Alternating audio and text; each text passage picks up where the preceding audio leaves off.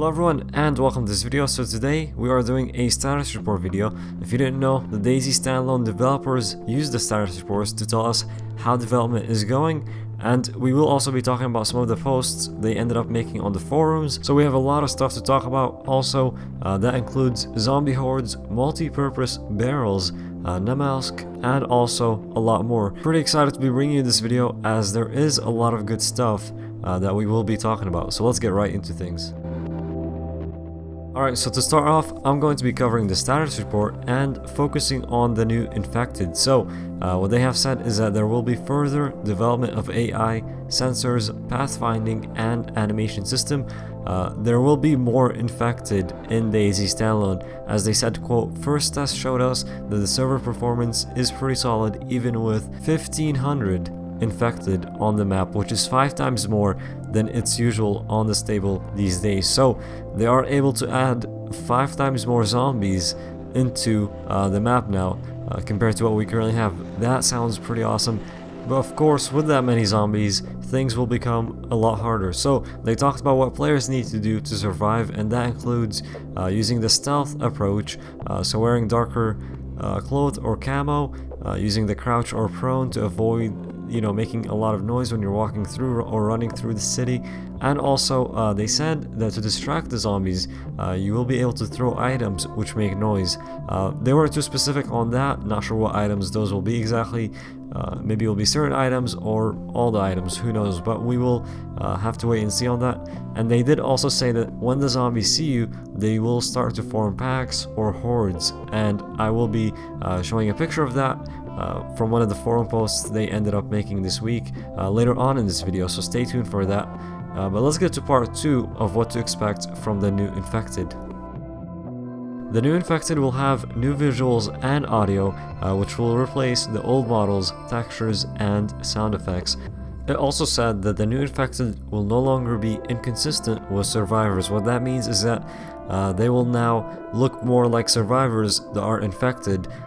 So you won't be able to actually tell right away that that's a zombie because they will have similar clothes, and that gets us into this next part.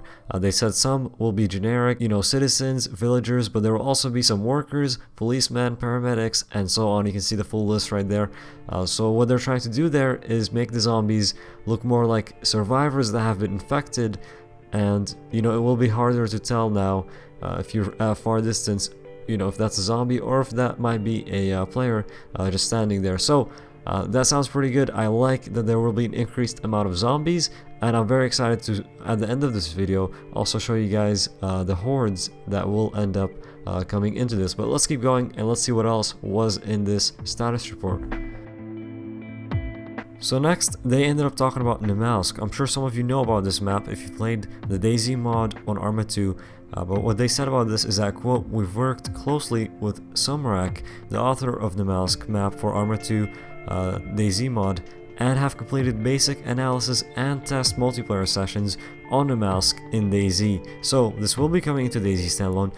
No specific info on that just yet, but they also talked about the Steam Workshop modding for DayZ Standalone, and they said teams have begun analysis work on both requirements for new content to be created and legacy DayZ mod content to be supported, and they will be reaching out to more mod content creators and talking to them about modding and how that will be for DayZ Standalone. So a lot of good news there for modders or people who just enjoy playing mods. This is all stuff that would be coming further into development, of course, but it's nice to see that they are already starting to work on some of the basics.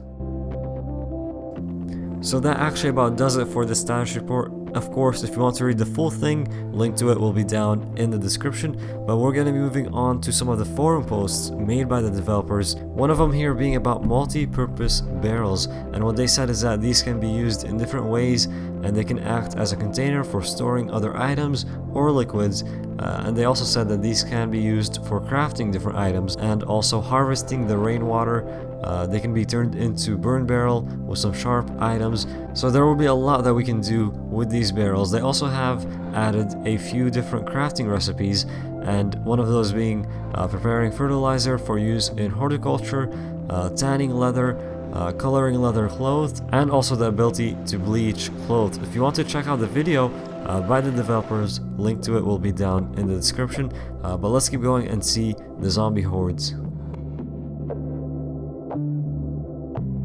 This next forum post is all about the increased zombies and hordes that they will form. So as you can see there in the pictures, there's a lot more zombies than usual, plus they are forming a horde around the players and chasing the player. What they said is that also this was done without the group AI, which will be implemented later. This is still very early in its development, so this will be added slowly onto you know, the upcoming updates, but they just wanted to tease us with what they currently are working on. If you want to see the video, link to it will be in the description and you can go check that out. Pretty cool stuff. I'm very excited about this. Again, just to remind you all, they said that they will be able to add a total of 1500 zombies, or around 1500 zombies onto the map, which is 5 times more than what there is now. Very impressive, very excited for that. Zombies will definitely become more of a threat than they are now, which is very cool. Let's move on to our last slide and see what we have there.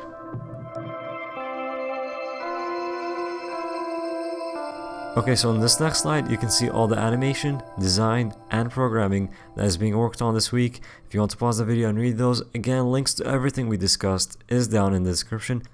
And if you enjoyed this video, don't forget to hit that like button. Thank you so much for tuning in. If you are new, you can also subscribe for more videos like this one. And I will see you all next time.